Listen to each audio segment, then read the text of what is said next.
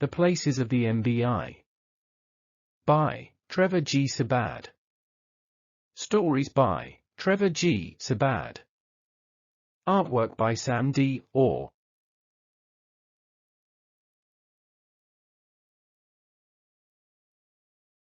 There are some things only a human can do. The MBI was infuriated by the disparate and conflicting results from the analysis of its external processing cores. The conclusion was simple.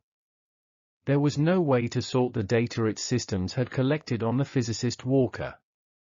Truth and fiction could not be separated.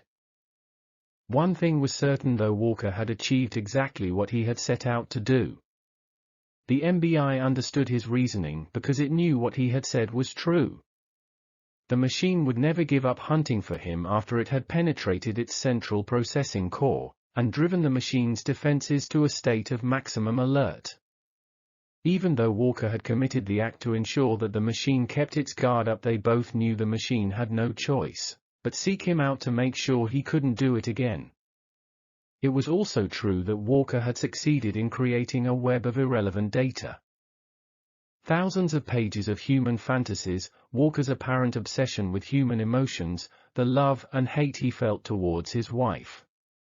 Was it possible that Walker had simply imagined a world and fled to it to hide? Was there such a place, a world without machines, a world that was beyond what the MBI could detect and compute on? The machine knew it couldn't find the answer.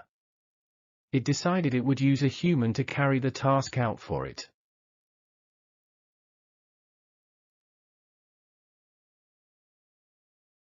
Anderson's story. Anderson had been worried sick for nearly 2 months about his upcoming review. When he had started counting down to it, that was when it happened. It was when he and his woman started to drift apart. It was strange, he thought, that he just didn't care now. He still didn't understand love, but he knew it wasn't to do with what he understood love to be. He at least understood that reading about love or analyzing love was not the same as being in it. Her burning words still rang in his ears, "I just want to get on with my life." She never said what she really meant, but he got it, because now he realized she was just a child. "I don't care what is upsetting you. You are upsetting me. If you don't stop it, you will have to go." But that was the thing. All the worry had been for nothing. It seemed like no one cared about what he was doing. It was a pure kick in the groin, being fooled into thinking what he was doing was nothing but a mindless task. After being so worried that after 2 years he had so little to show, and yet his report had been filed, and the woman at the Office of Assignments had told him to return in 10 years to sign off the job of reformatting the archive and checking its integrity. When he had tried to challenge her, insisting that it would only take a few months to do, she had replied that he was to use the remaining time checking and rechecking. The woman had dismissed him by shutting her counter window in his face. The next day he returned, unhappy with the assignment, to find that the office had been closed down. The hall that it had been based in was an empty shell. All trace of it was gone, and when he asked anyone, they either stared back dumbly or said they didn't know. A week later, and she'd had enough. He knew the best thing to do was as she had told him, "Empty your head of that nonsense, it's just a job." He got up off the bed and threw her picture onto the floor and repeated the thought that would save him, "None of it is true. There is only one world, this world." But he was too far gone. Everything he had learned challenged his perception of the world he lived in. Was he really the only one in the whole world that knew about the past, the thousands of years of ancient civilizations, the centuries of industrialization, wars and strife, greed and corruption, the extinction of species, whole species and habitat eradicated from the face of the earth by people? Yet according to the records in the archive, everything had changed suddenly, and there was no record of exactly what had happened. The way the world was now had just suddenly come into being. It was all the other things that people did that fascinated him, though, haunting his waking thoughts and stalking him in his dreams. Their stories, their paintings, their beautiful cities. Yet today it all seemed dead and sterile to him, like his own world. Art was something that simply didn't exist. Machines were things that were not known. In his world, time had no meaning, every day was the same as the next. People were free of the restraints of time as it been for centuries in the old world. Hours, minutes, and seconds just didn't matter because no one knew what they were. The world in the future would be the same as it was today, as it had always been. When he tried to show her, she told him to put it away, that it disgusted her. Now she had gone off to play like all the rest of the inhabitants of the city. There was always somewhere new to go, something new to see, something else to entertain them. It filled him with disdain. He wanted to run away, but there was nowhere to go. All he knew was the city.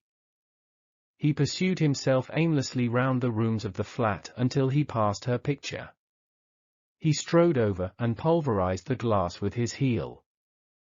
Hours passed. He emptied his mind, and sat on the living room floor back propped against a settee watching white clouds of the late afternoon rains puff up and drop their liquid in slanting lines of dark watery columns. The sky darkened as the clouds expanded across the sky, eclipsing the sun with white sheets of plasma lighting up a brooding dark canvas of fluid chaos with the crack of the tip of a whiplash of atmospheric violence. Something was brewing deep inside. It bathed him in sweat and pounded on his head with a sledgehammer. He was about to explode when a tremendous banging startled him. Someone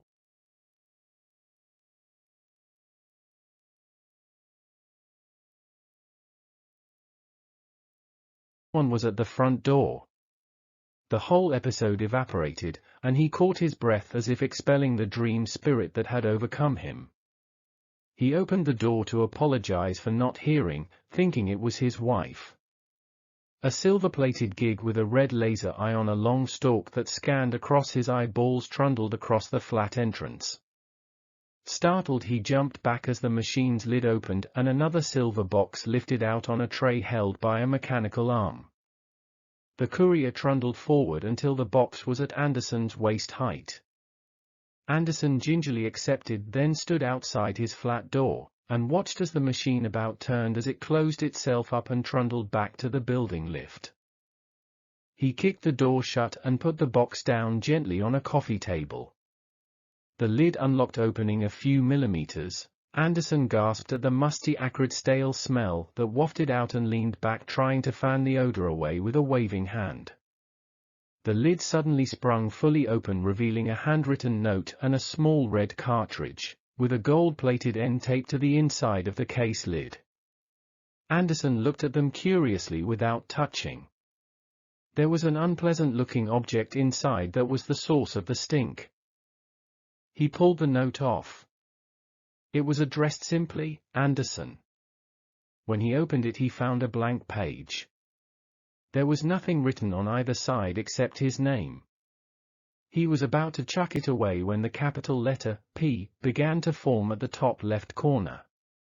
A handwritten message in black ink slowly scrolled down the page. Place the item inside your maker and insert the red cartridge gold end first into the slot. The letters slowly merged, decayed, and formed a new message. The items are harmless, they are very old and some are damaged. If you understand, nod your head. Anderson complied. The smell of the cardboard package assaulted his nostrils and he held it as far away as possible. He could read the word day, but that was only part of a word, as the cardboard was folded over on itself and had over time become welded together. Anderson could feel from the bulge that there was something else inside, and tipped the package on its side, sending broken pieces of black shards onto the floor. He picked up the pieces, put them in the cardboard holder, and placed them inside the maker. The machine door shut and activated, filling the inside of the box with a rainbow fluorescence that shone through the door window, illuminating the room. The machine pinged when the door opened. Anderson took the package out. He was disappointed. It was unchanged, and it still stunk. The maker's door shut again, and Anderson had to turn his back to avoid being blinded by the machine's light. The door opened again, and Anderson slid his fingers under the square envelope and lifted it. He put the wreck down on the floor and tilted the new version over, and a black disc rolled out and landed spinning on the floor. He knelt and picked it up and then sat down cross-legged. He had never seen anything like it before, couldn't figure out what interested him most, the disc with the hole in the middle or the picture of the lady that has something to do with the letters making up the word day.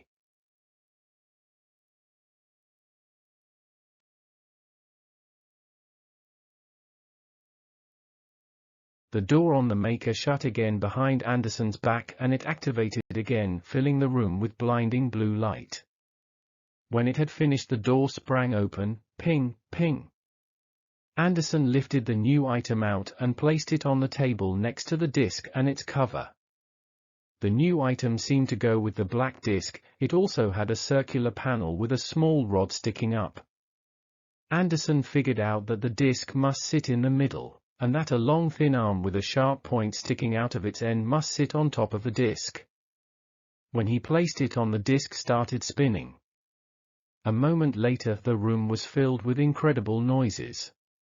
It was the first time Anderson had ever heard music. Every time it stopped, he played it again and again, over and over.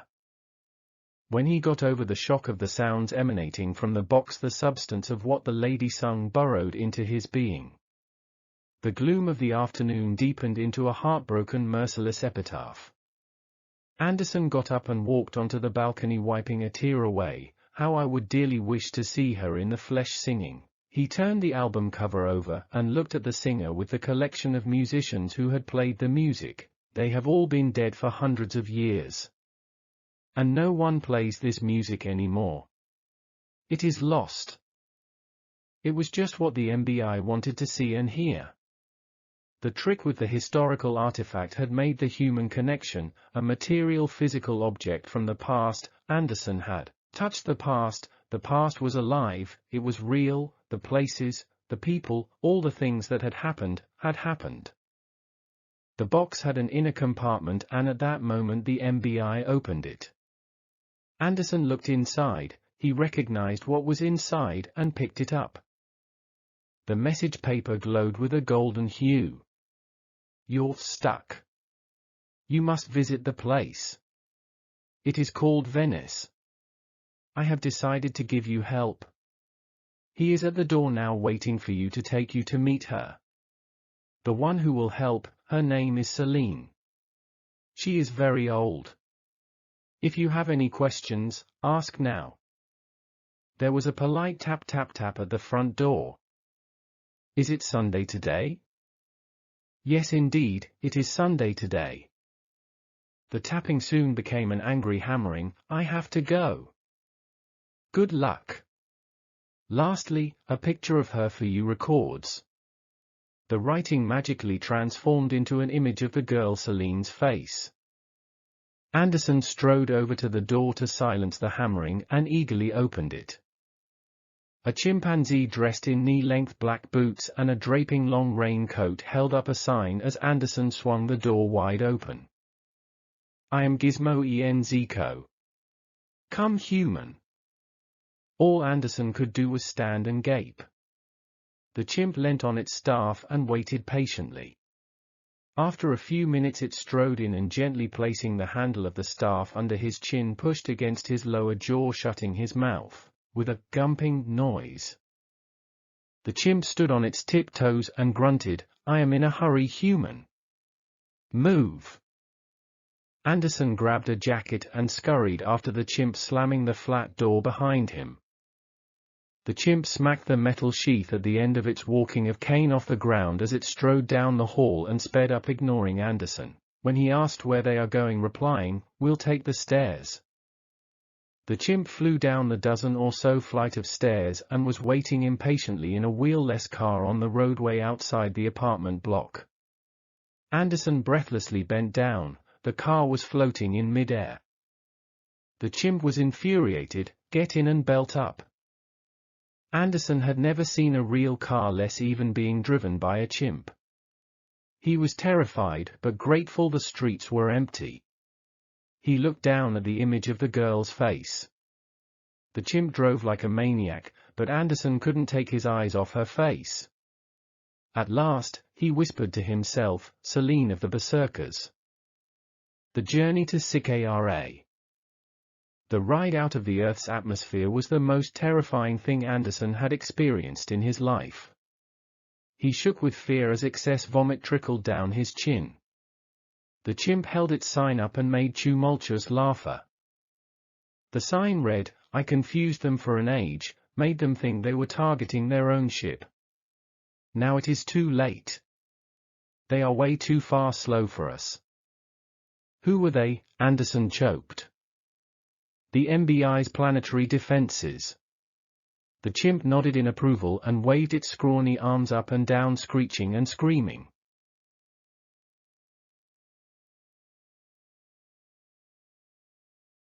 But that wasn't the end of it. Anderson thought of something to ask to take his mind off it all. "Who sent you?" Not who, what? That what is called the MBI. Does the MBI not trust humans? The chimp laughed its head off and shook its head. And then it spoke to him again in a deep baritone, "No," and continued laughing. Is that a big no, or does it mean a little bit no? Anderson gave up at the chimp's hysterical derision, closed his eyes tight and tried to think of sleep. Perhaps this is just a crazy dream. He pinched his forearm skin until his nails met, and he could feel a warm trickle of blood. When the chimp saw him observe the red ooze, it went wild with laughter and started bashing its head with the sign.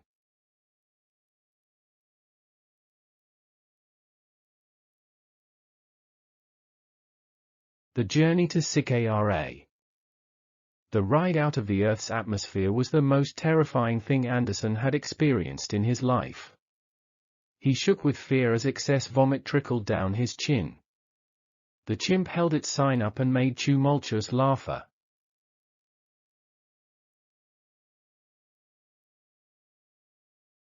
Gateway of the MBI.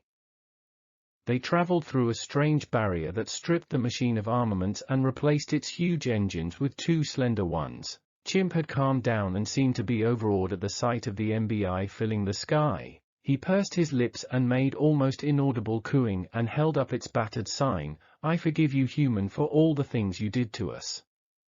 But Anderson didn't know anything about man's inhumanity to his fellow primate. He hadn't found out about that yet. As they passed the watchtower, he relaxed, overwhelmed with feelings of tranquility and peace. There was absolutely no need to worry about his safety. He was going to a place where fear and anxiety meant naught.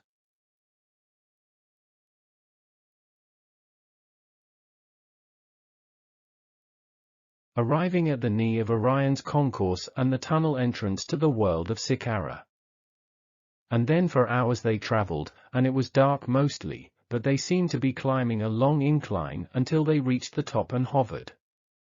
The scale of the towers daunted Anderson's perception of space, and awe-stricken he was with a myriad of UN natural signposts, and towers that silhouetted the horizon of an UN fathomless expanse of sky. Anderson shook his head and smiled at the chimp, pointing at the sky, repeating over and over, "I see." It was a revelation, because now he understood that the Earth was just a globe floating in the depths of a huge empty space dotted with balls and clouds. The chimp pointed at its navigation screen. That was not where they were going. The chimp pulled on the ship's column and with great skill steered the ship along a short tunnel that ran underneath the concourse.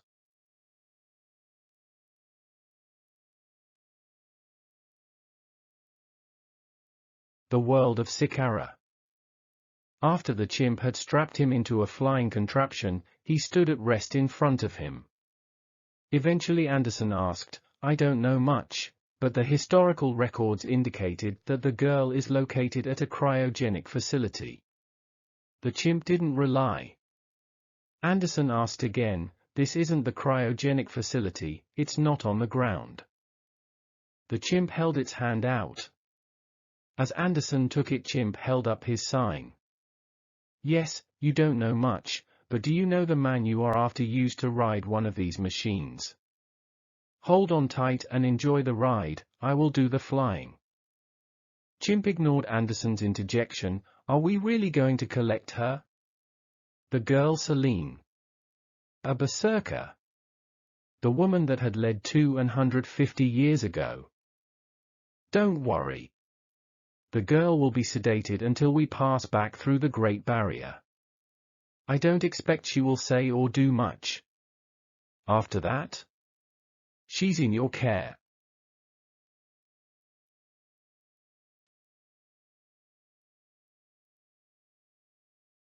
Celine. The escort down. The girl had completely changed when they came into land back outside Anderson City. As if she was a machine waking up to reality, scanning its surroundings, computing, analyzing, problem-solving, decision-making, then action. She absorbed herself in where she was and how she should act. She had to test, was she actually and really free? The chimp said nothing about the 2 attack ships that had flown off after escorting them down.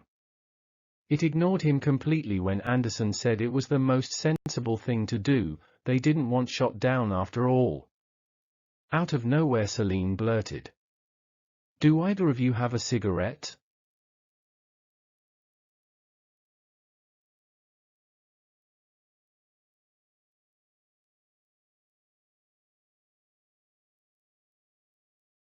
The chimp grunted, not allowed to smoke on board.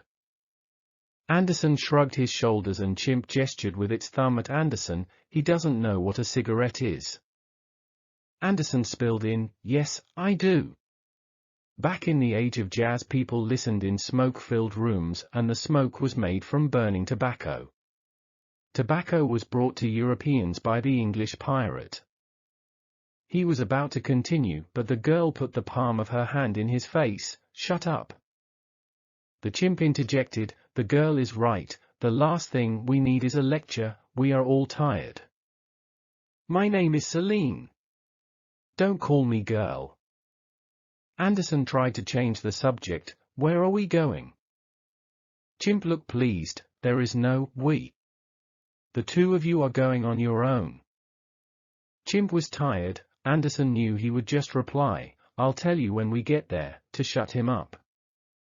The girl was listening carefully. "Are you leaving me with this idiot who obviously has never smoked a cigarette, and for that matter?" She stopped and addressed Anderson solely. "Have you ever had a drink?" The chimp replied for him, "No, he doesn't know what a drink is." "I'll come in when we get to the place. I am taking you and get what you need." The girl relaxed. "Can you get drugs?" "Yes," and then he whispered to Anderson, "It's to be expected, it started when we came back to this world through the barrier." She could be difficult. Celine smiled. "It might be so bad so here after all." She sat up. "Where is the best nightclub in town?" Anderson asked, "What is a nightclub?"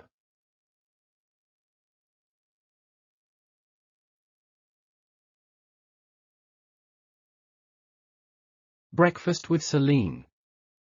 It had been 2 weeks to the day since Anderson had arrived back in the city with Celine. 2 weeks since he returned to find that his wife had left for good. She had simply cleared everything out and left without saying where she had gone. The girl was sleeping late, which was a relief for Anderson, because as soon as she woke up she demanded a drink, and if she ran out of cigarettes, he had a nightmare on his hands. When Chimp arrived unannounced at his door, he was relieved. Chimp didn't greet him. He walked past Anderson and went straight into the sleeping girl's bedroom. "Have you made any progress whatsoever?" Anderson hung his head in shame. "No.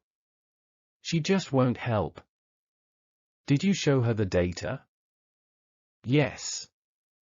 "And?"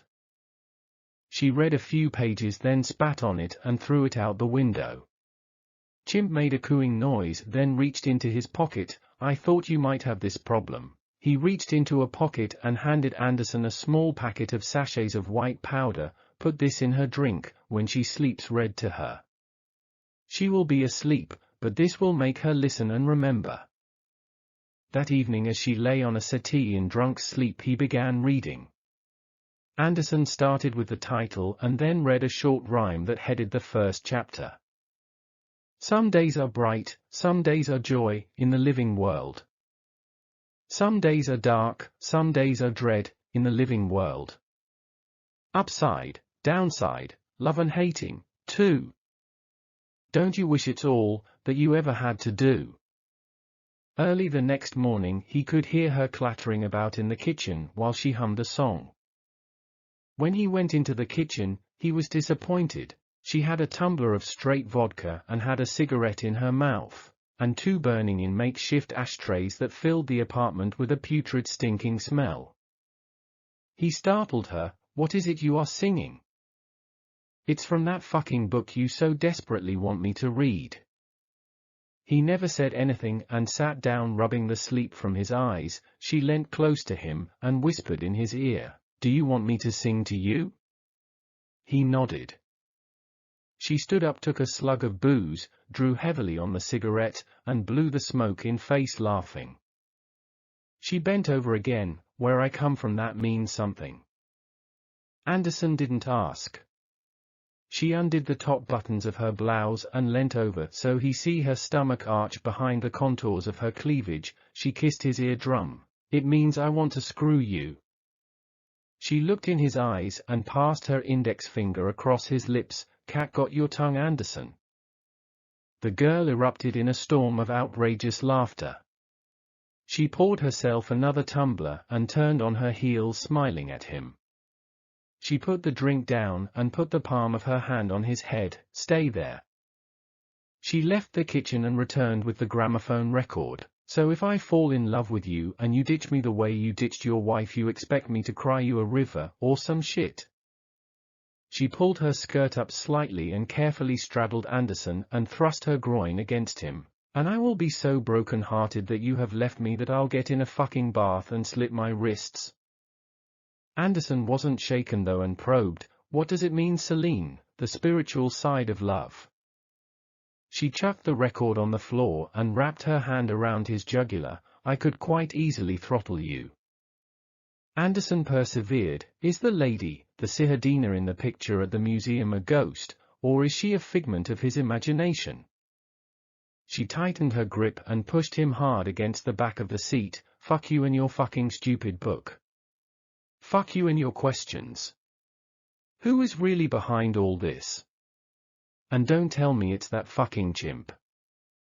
Anderson could only make a gurgling noise and she let go. The MBI, I think. What the fuck is an MBI? Anderson shook his head because he really didn't know. She got up and leant against the kitchen top with her backside. I can't go back to that place, can I? What is it called? Secret?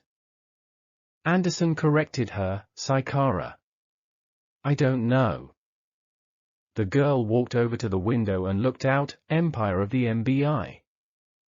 She lifted a knife out of the sink and crossed the floor, brandishing the point at Anderson. From what I can see of this fucking city, you people know nothing of pain, isn't that right? She sat herself down on him again and slowly pushed the point through his pajamas and cut him. Anderson squealed and she pushed the point into the cut. So tell me exactly, Anderson, what's your part in all this? I have been tasked to find a man. His name is Walker. It is why you are here. You have told me this 100 times. I was instructed to investigate his whereabouts using the historical archive. She let her knife arm drop by her side and asked slowly and methodically, so you know about me? You know what I have done? What I am capable of? Anderson replied with confidence, yes, I do. So do you think I am going to let this stinking MBI get in my way? She stood up and hurled the knife into the sink. Where is this MBI? Chimp said that the MBI has many places.